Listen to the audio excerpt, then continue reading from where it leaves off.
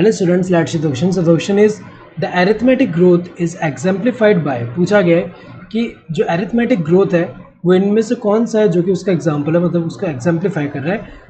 A root elongating at a constant rate, ये सही दिया हुआ है। ये अरिथमेटिक ग्रोथ की अगर हम बात करें, इनमें क्या होता है कि जैसे कि यहाँ पे अगर हम देखें, एक सेल जो है कैपेबल है डिवाइड होने के लिए, दूसरा वाला मैच्योर सेल है यहाँ पे।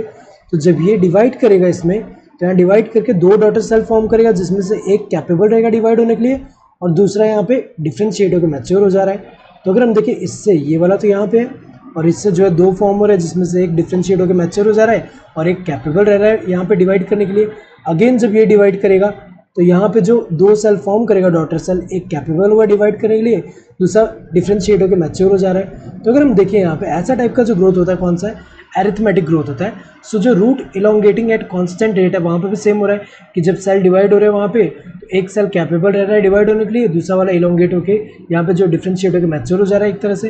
तो अगर हम देखें यहाँ पे, तो ये जो है ये तो सही दिया हुआ है यहाँ पे, the equation L T equals to L not plus R T, ये सही दिया हुआ है। ये इसको रिप्रेजेंट कर रहा है। अरिथमेटिक ग्रोथ में अगर हम देखें, यहाँ पे लीनियर कर्व देखने को मिल रहा है। जैसे कि यहाँ पे अगर हम देखें तो ये वाले में जो है, यहाँ पे हाइट ऑफ प्लांट एग्जांपल ले, हाइट ऑफ प्लांट, और यहाँ विथ टाइम है। तो यहाँ पे कैसा देखने को मिल रहा है, नंबर ऑफ सेल। अगर हम देखें ऐसा ग्रोथ होगा तो एक एक सेल ऐड हो रहा है यहाँ पे।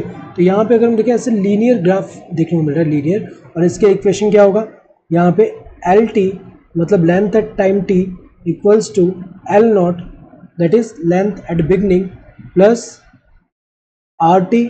और यहाँ पे आर टी क्या है, आर क्या है, ग्रोथ रेट, टी क्या है यहाँ पे, टाइम ऑफ ग्रोथ। तो अगर हम देखें यहाँ पे, तो ये भी इसी के अंडर आ रहा है, अरिथमेटिक ग्रोथ में ही आ रहा है। A linear curve obtained graphically when the length of an organ is plotted against time, ये सही दिया, यहाँ पे लीनियर कर्व आएगा। तो ये सारे सही है अरिथमेटिक ग्रोथ के लिए। So correct answer would be this fourth one, that is all of this. Hope you understood the question. Thank you, all the best.